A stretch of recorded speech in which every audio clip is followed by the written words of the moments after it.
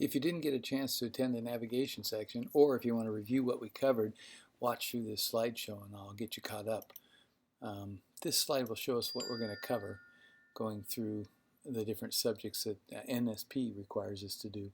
You can take a look at those, stop it if you want to see it. But while we're studying orienting the map and map scale and everything else, we're going to do it three different ways. We're going to look at it on paper, we're going to look at it on the computer using Gaia GPS and CalTopo, and we're also going to look at how you'd use a handheld in the field or at home to plan your trip. But let's start with the compass. So we've got to think about these magnetic field lines that run around the Earth. They do not coincide with our lines of latitude and longitude. So in essence, we have two reference lines that we're working with, field lines from the magnetic field and the parallels and longitude lines that we use to navigate on. And we have to correct between those two. If you look at this field, or magnetic field that's highlighted by the iron filings, you can see that this is similar to what the magnetic field around the Earth looks like. And in 3 dimensions, it might look something more like this. Well, one of the things that we have that allows us to find our direction is a needle that's magnetized, sitting on top of a pin, will spin and rotate itself until it aligns itself with the magnetic field. And that magnetic field, we always think of a compass pointing north, but if we look at these field lines here, you can see, especially over by Hawaii, the field lines don't point north at all. And so your compass in those areas would not be of much use if you're thinking it's going north. But if you knew how to correct for it, you'd be able to compensate and still use your compass to navigate. But you'd have to know something about the way the lines point. Luckily, we're not in Hawaii, so we won't worry about that. But we are in the continental United States, and you can see the magnetic declination. That is the difference between a magnetic field line and the lines of latitude and longitude. In this case, talking longitude. We can see in our area that our compasses point about 20 degrees to the east of where the lines of longitude run north and south. Now this, if you look down at the bottom of the slide, it says this was 1980. Yeah, well, they used to be 22 and 20 degrees east. Now we're down to 15. The declination changes over time. Here's a field declinations now in the state of Washington. Down in the lower right corner, about 13 degrees. Over by Long Beach, about 15.4 degrees. Up on the Olympic Peninsula, almost 16 degrees. Up in the upper right-hand corner, 14.5 degrees. And at White Pass, where we're most interested, 15 degrees, 15.03, but we can't measure that accurately to get down to the nearest hundredth of a degree. And we can see that the declination is changing about a tenth of a degree per year. So how do you work with declination on your compass? Some compasses will adjust for declination. This is not one that will do that. You'll notice the base plate arrow, the one that isn't solid, is pointing at north, and the other arrow is pointing, the magnetic one is pointing off to the side. In a compass like this, you'll notice that the base plate arrow, again the line arrow, not the solid one that is the needle, is not pointing at true north anymore, not at the end or 360 degrees, but has been offset to make up for the magnetic field being different than the longitudinal lines in the area. This might have been accurate in the 1980s in our area, but now it should be sent more at 15 degrees.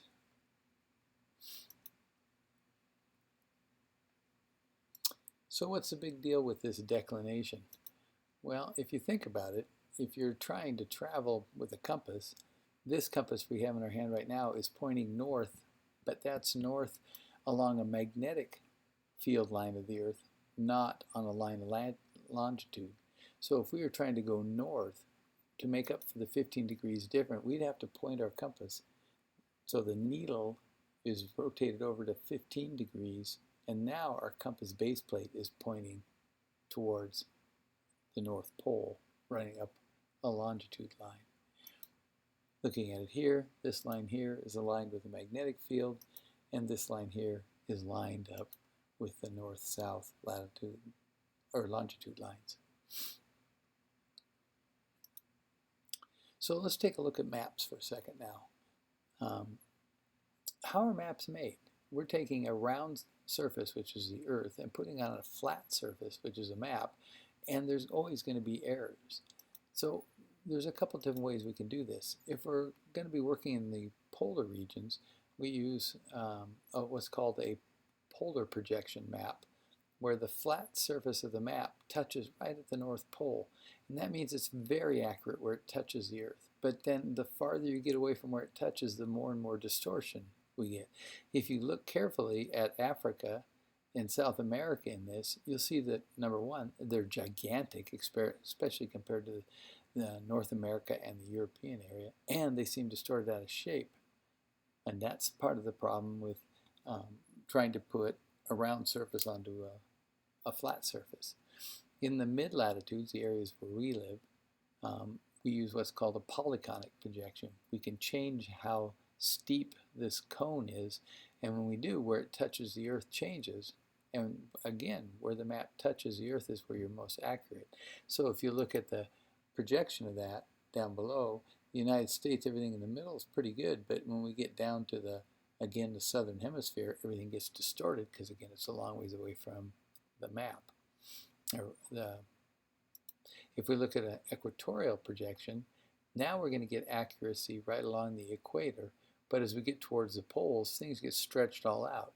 If we look at the map here, we can see Greenland is gigantic, and Antarctica looks like a mass down there because, again, the accuracy is at where the map is touching, and the farther away you get, the less accurate it is.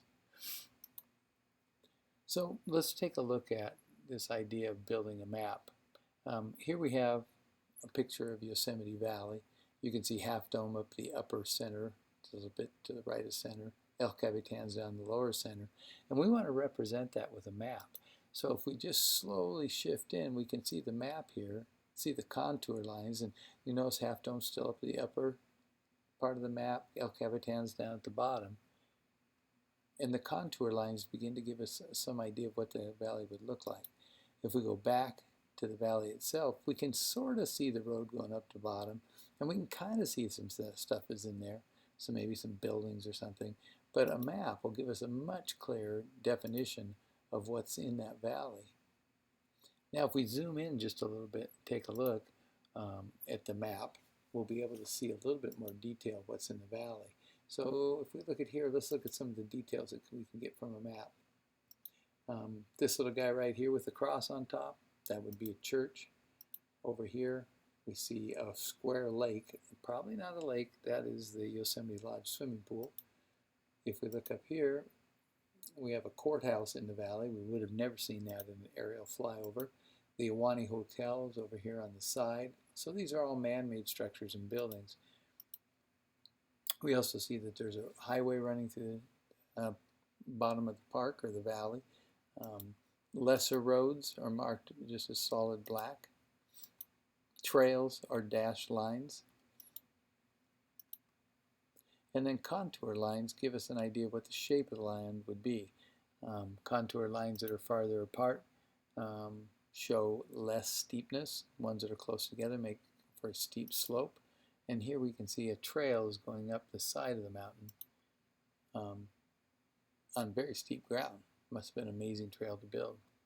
So if we think of contour lines as lines of equal elevation, that is, they follow the land at the same distance above sea level, we can make a map from that. So out here, if we draw that line, that's at 1,100 feet, and that means that line right there along the surface of it portrays this line right here on our map. And now if we look at going up 100 feet further, we see there's another set of lines there, and those are represented by those contour lines there. So do a quick quiz here, stop the video, and match these up, see if you can get them paired up correctly by the shape of the land compared to the contour map that you can find.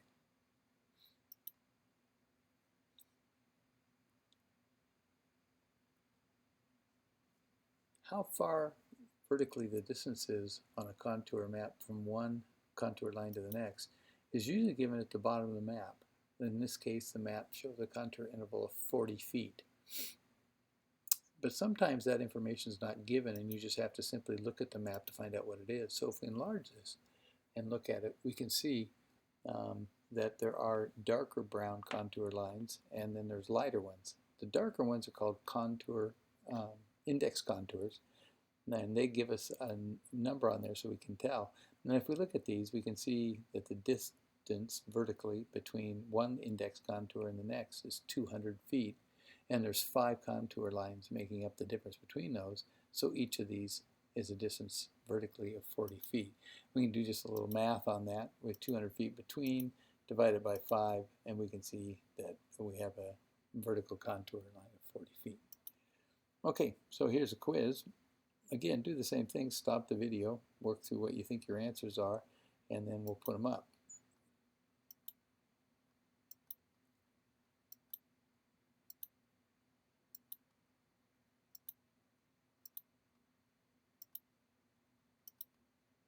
So how'd you do?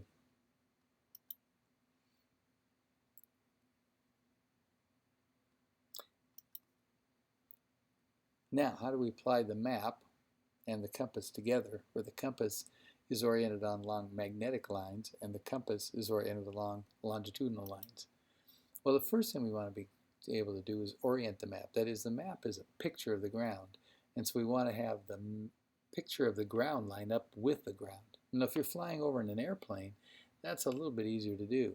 This is an aerial view of the White Pass ski area with a few landmarks along the way. Here's Spiral Butte, Kramer Lake, Dumbbell Lake, Tumac Mountain, little volcanic peak out there, Sand Lake.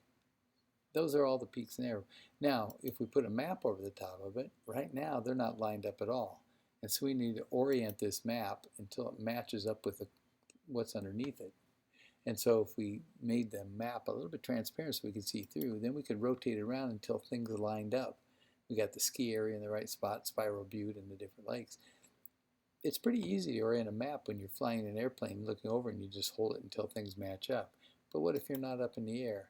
Then how do you orient the map? That becomes a little bit more of a problem. How do you figure out how this thing gets oriented when you're on the ground? Well, somehow you got to get this thing swung around until it's in the right position. And to do that, you need to use your compass. So with your compass, you can orient it because your compass is pointing north. So we set it on the map, rotate the map until the compass line, the side of the compass, the base plate, matches up with a north-south line on the map. And now we know the map is pointing north. The top of the map is north. One problem though, this compass is not corrected for declination. So this map is oriented to magnetic field lines, not to lines of latitude, lines of longitude. So here's the way it's oriented, but it should be oriented this way. So how do we correct for that? Well, we just simply turn the map until it lined up. But what if your compass has declination? Well, now, with declination already set, and you can see that the base plate arrow is not pointing at 360, but is pointing at 15 degrees. Now, again, we line up our compass with a north-south line, and now the map is oriented with the lines of longitude. And you can see that the declination is set at 15 degrees. There's the magnetic line. There is the line of longitude. If there's no declination on your compass, you got a couple options. One, you can just move the compass 15 degrees off of north and then line it up and get it set up that way. You'll see here we've got it rotated about 15 degrees. The other thing you can do is just have the needle point at 15 degrees rather than change the bezel on the compass. And again, that will align you up. So you can see we're off just a little bit.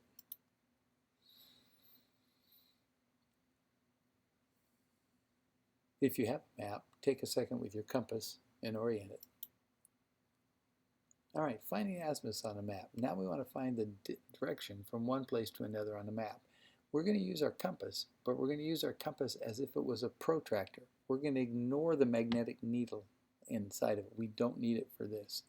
And this way we don't have to orient the map. We can just put our compass right on the map and find the direction we want to go. So here's our compass. Let's say we want to go from Kramer Lake to Tumac Mountain. So we line up the edge of our compass along a line that runs from Kramer Lake to Tumac Mountain. Now we're going to turn the bezel of the compass and we're going to spin it until the little red lines in the bottom of that compass match up or line up with the north-south lines on the map. Those little guys there. So we're going to, there's the north-south line, so we rotate the bezel until the bezel lines match up with north-south lines, and then we can read what direction we're going to go. And in this case, it's about 22 degrees.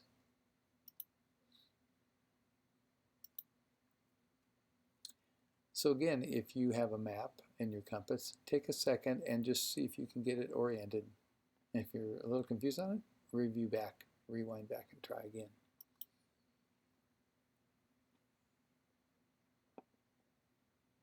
Okay, now what if you have a compass that doesn't have magnetic declination on it?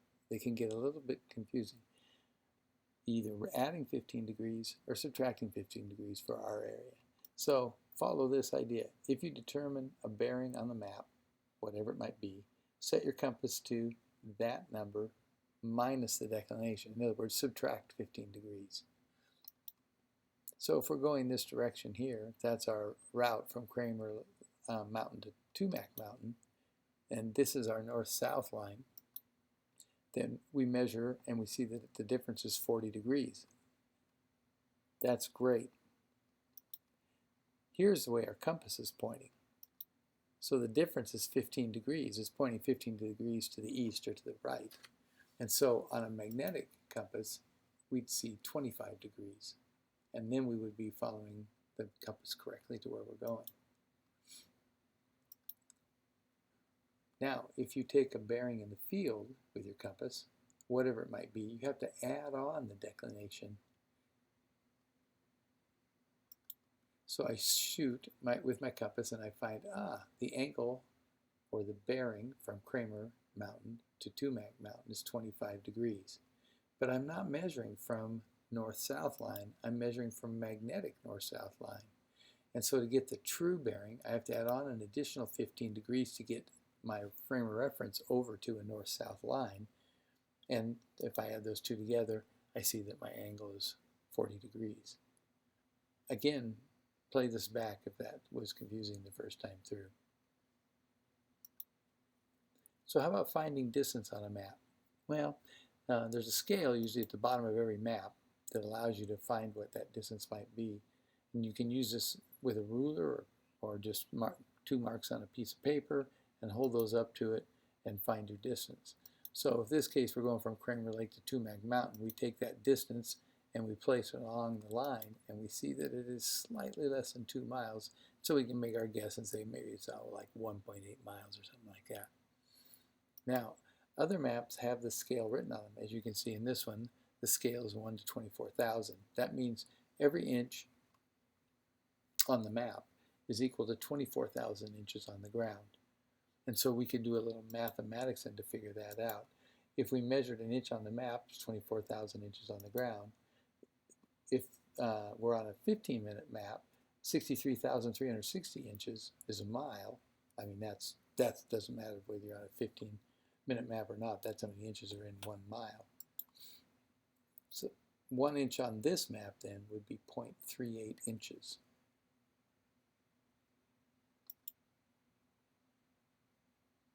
So find a couple distances on the map using the scale or using the bar graph that's given to be able to find that. Now, what about azimuths and distances on your phone and your computer? Well, to do that, we would have to be able to show you that, and I don't have that as part of this slideshow. The map legend is that shows all the different, what each symbol on the map means, and there are a ton of them that can be on a map. And this is one where you just need an extra sheet to look at. Okay, let's leave compasses and maps behind. That was a quick treatment of it. And let's go to coordinate systems. Because what we need to be able to do is Instead of saying, oh, I'm close to this lake or close to that lake, we need to have a very definitive way of saying, this is my position. And we can do it with lat and long in decimal degrees, something that would look like this number. We can do it with lat and long in degrees, minutes, and seconds, which would look something like this, those two numbers being the same position. Or we can use another system called the UTM system that was put into effect right after World War II and has been in use since then. And for that, you have what are called northings and eastings to describe your position. You're north of this position and east of this position. So let's take a look at what those might be. But before we do, let me give a little sales pitch for Gaia GPS and for CalTopo. They both have strengths, they both have weaknesses. Here, as I see it, are a couple of the pros and cons. And these, by the way, can be downloaded on your computer, or not on your computer, on your phone. They have standing individual apps for those. On your computer, you can just go to GaiaGPS.com or CalTopo.com and just sign up for an account. They're free, they're limited when you sign up that way, but they can be used without paying. Otherwise, their subscription fees are somewhere around $30 to $35 a year. So Gaia GPS, CalTopo. Gaia GPS is excellent for routing on trails. It has a great feature for figuring out routes on trails and distances and works very well. It has a very simple interface and is easy to use. One problem is it does not print maps well. That is, you can't print them to a set scale. It's nice because you can lay out what area you want and you can print it, but it's not to a set scale, so some of the scaling tools that we use to figure out distances would be very hard to use on those. On this map here, you can see the blue lines are lines of UTM grid, and this map here, if you look down at the bottom, it's got the scale down at the bottom. There really isn't any way to know what that scale is. It's not given at like a 1 to 24,000 or 1 to 63,600. If we look at this map here, printed by CalTopo, it's got the same blue grid UTM lines, but notice how the UTMs are a little bit smaller because they are set up to be exactly 1 kilometer by 1 kilometer on a 1 to 24,000 scale. And so tools used for locating your position, which we'll look at here in a minute, are easily used. Also, notice just the more detail at the bottom. That's the advantage of CalTopo. The other thing that Gaia GPS lacks is it's unable to determine an azimuth on the map on the computer or the phone. So if you want to plot out an azimuth, a compass shot you want to take before you go, you can't determine what the angle of it is on Gaia GPS, which to me is a huge, huge deficit to that program. CalTopo, it's a little slower on its response, but not terribly so. You can't snap to trails and roads. That is, you can't find out how long is a trail. You can find the straight line distance as the crow flies, but you can't find how long it is on trail when you're working on your phone. When you're working on the computer, it will find those distances and snap to the trails as you go, although it doesn't work as smoothly as Gaia.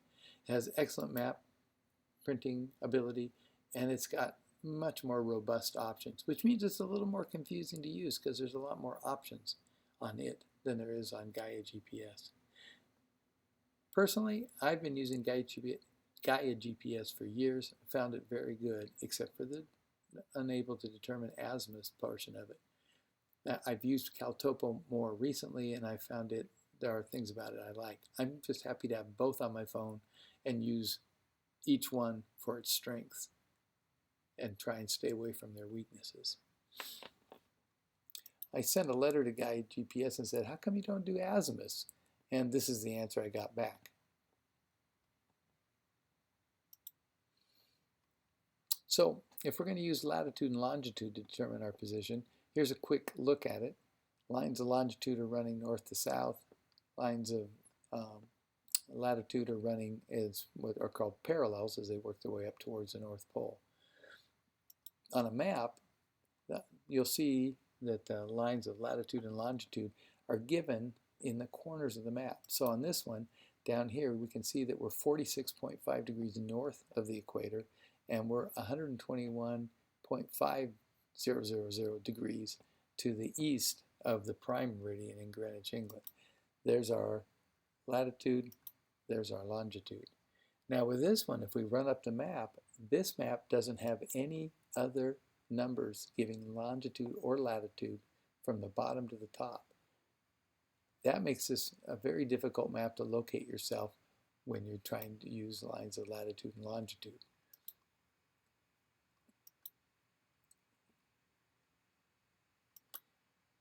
Now this map does have that information. This is a 7.5 minute map. So if we start at the bottom, we can see we're at 46, 37, 30. Every 2.5 minutes, it'll have a mark on the side of the map to show us where we are. It has 3 divisions, each at 2.5. So by the time we get to the top, we'll have traveled a distance of 7.5 minutes. So thinking about this just for a minute as we go up, if we're at 46, 37, 30, what's the next one going to be at? Add on 2.5 minutes. Where do we end up? There we are at 40 minutes. And then we add on another 2.5 minutes to that. So should we be at 46, 42, 30? 42, 30, there it is. And when we get up to the top, we're at 46, 45. So this map is much very useful because it has divisions along the margin to help use in navigating. So let's look at the lines of longitude. Now this time, remember, we're at 121, 22, 30, but we're going down in size because we're moving back towards the prime meridian.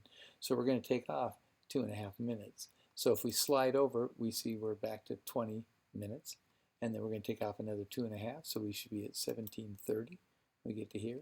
And then we'll take off another 2.5, and we end up over here at 121 degrees 15 minutes.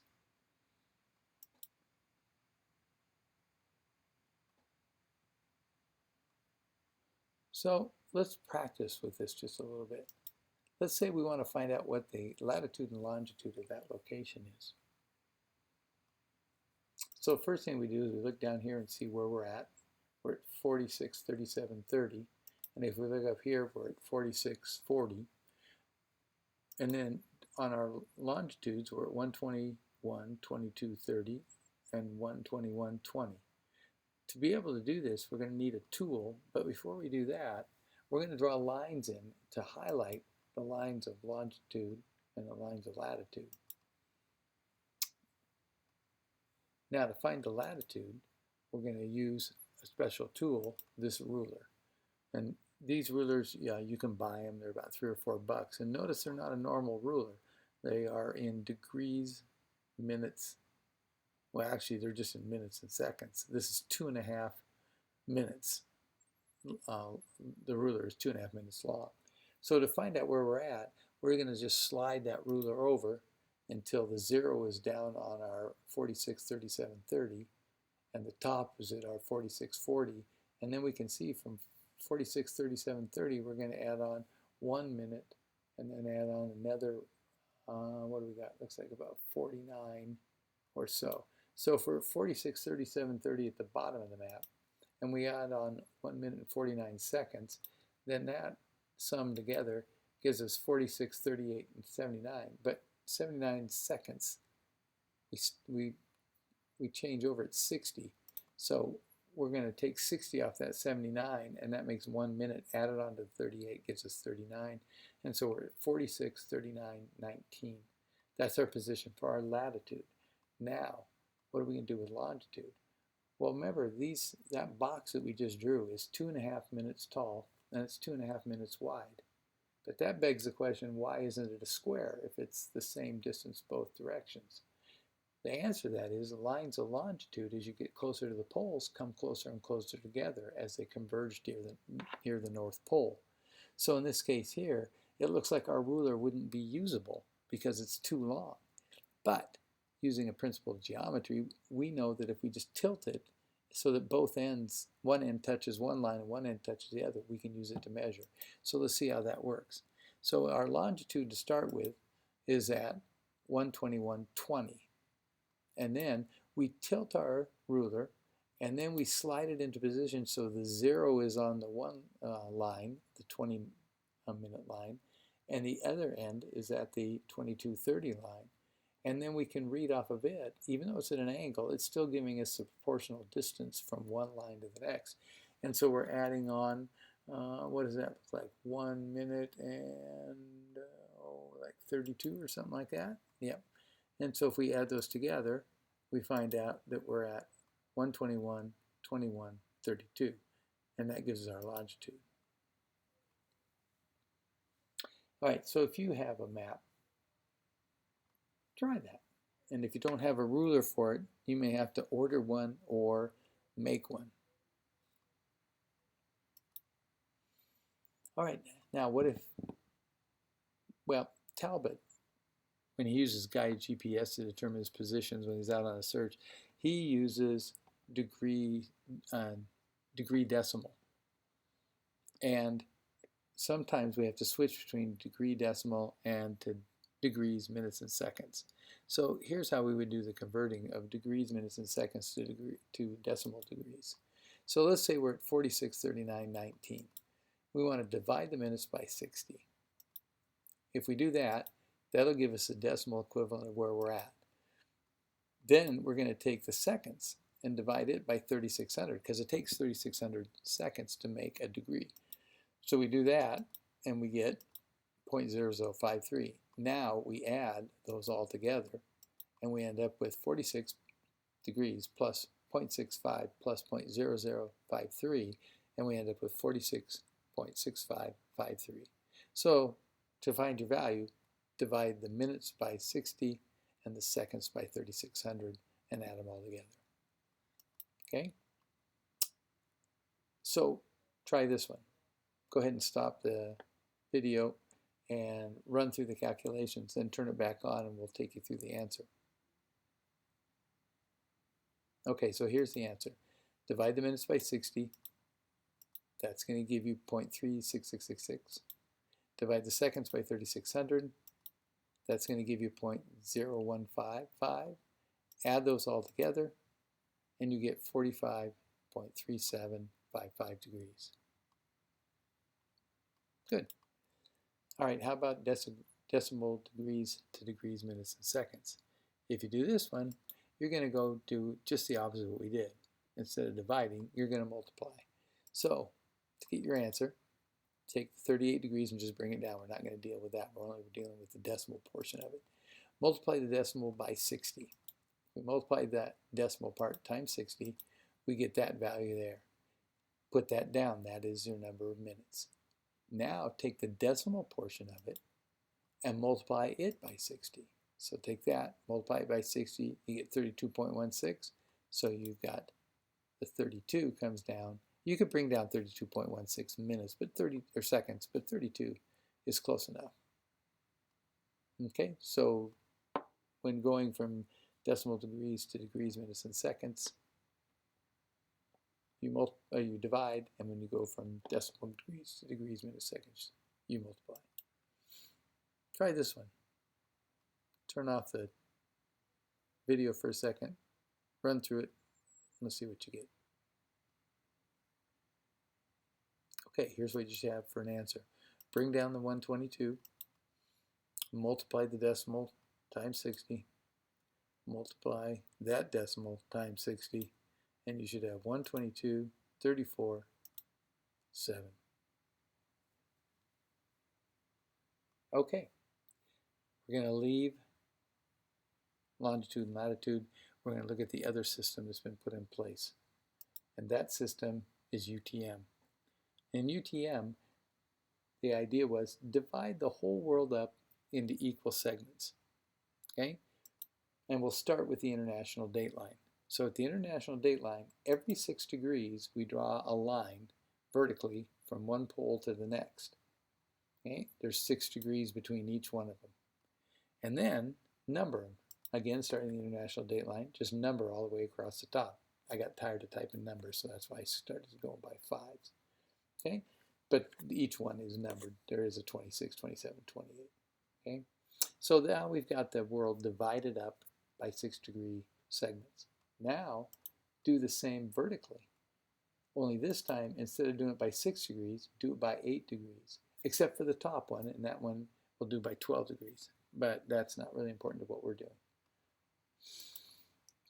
Letter them this time instead of numbering them, and then do the same thing for the southern hemisphere and letter those as well. Okay, so now we've got the whole world divided up in a grid that we can number and letter to describe where we're at and what our position is.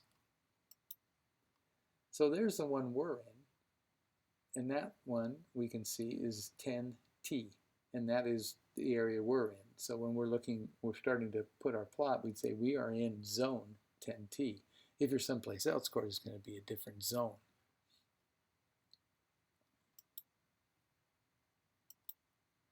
Down here at the equator, that zone would be perfectly square because the longitude lines and the latitude lines are the same distance. But up towards the North Pole, of course, they're not going to be square because our lines of longitude are again converging. So let's compare these two if we're up by the North Pole or we're at the equator. So here they are, equator, closer to the poles. Let's look at the equator one first. So the distance across that thing, because we're near the equator, is 667,000 meters. And it's exactly 1 million meters tall. Okay, that might have something to do with the 8 degrees that was used for that.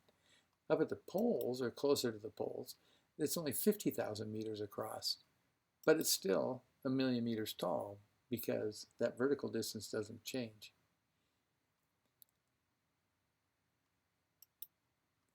All right, let's look at just one of these zones. Okay, we said it was near the equator, 667,000 meters wide, 1 million meters tall. If we now take that zone and divide it up into 1 kilometer squares. So every one of those is a kilometer by a kilometer.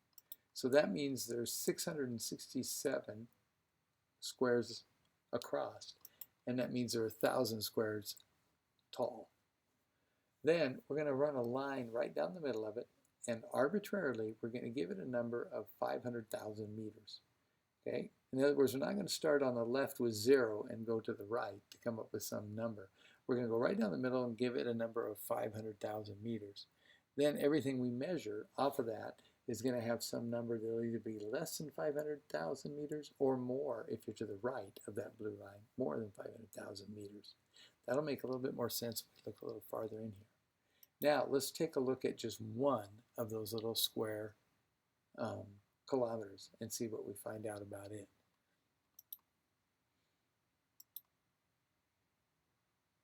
Oh, and these two numbers that just came up on the screen, at the equator, the farthest left you could get and still be in the zone, your number to the left of that center line, you'd be at 163,000 meters.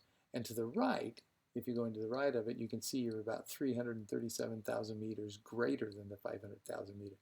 So notice in this way, you never get close to being 0 for the coordinates of one of those little squares inside a zone.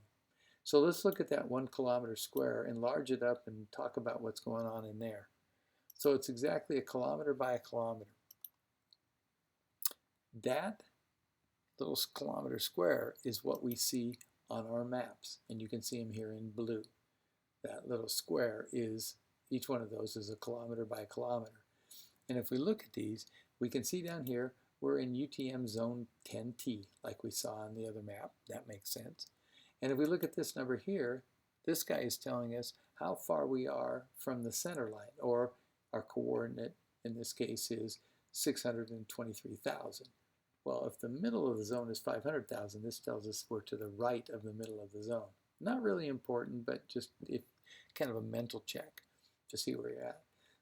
And this number over here is telling us how far we are from the equator. In this case, we're 5,170,000 meters north of the equator. The scale of our map is 1 to 24,000, and so our 1 kilometer squares are exactly that size. 1 to 24,000 is kind of the standard for all topographic maps now. There's our square, kilometer by a kilometer. So let's see if we can locate this position right here on the map. All right, to do this, we're looking at the square that it's inside of, And this spot right here is the origin. Now, if you think back to high school algebra, you had an x-axis and a y-axis, and you measured the x-axis first and then the y-axis second. So you went to the right from your origin and then went up. So if we're looking at this thing here, we can see that we're to the right. We're not even halfway across the square. So let's see where we end up. Now there's a tool you can use. We could eyeball this, and we could say, well, it looks like we're about 3 over, and it looks like we're about, I don't know, maybe 3 up. So if we look down at our bottom number, that's 623000, we're about 3 over, so that would turn into 623300. And to the nearest 100 meters, we've located where we are. And vertically, we'd be at 5170300, just from eyeballing it. But if we put a grid on this, so we can see exactly how far we are, now we can see we're 3, and then we're a little bit more than the 3 over, maybe like 2 or 3 more.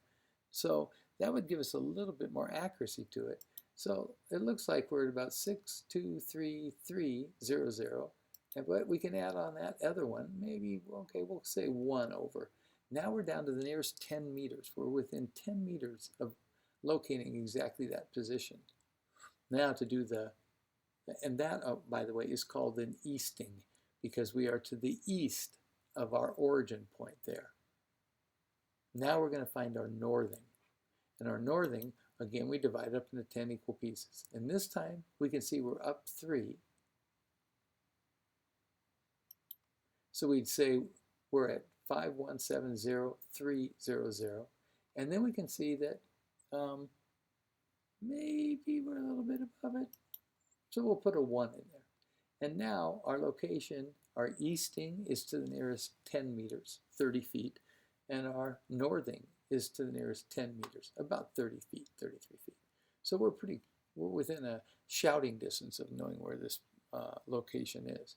So the full coordinates of it would be, we're in zone 10T, 623310 east, 5170310 north.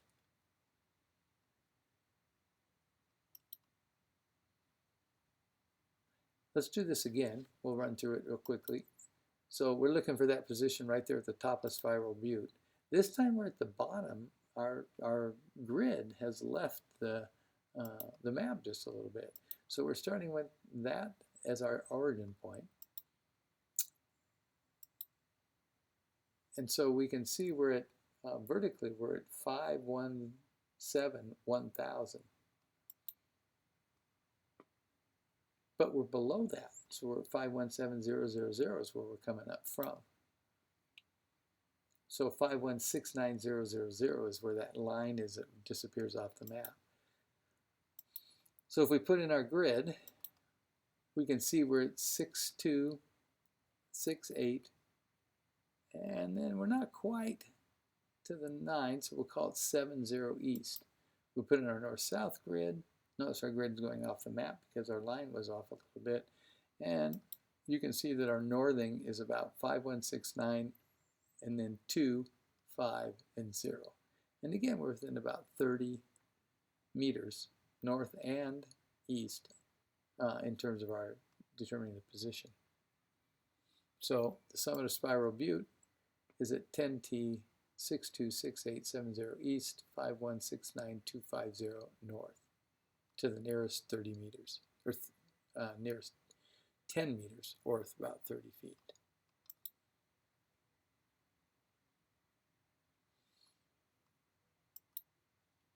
So if you have a map, try that. And if you have questions, let me know. Great, thanks for watching. Again, send me an email, ccayley@toledotel.com, and I'll see what I can do to help you.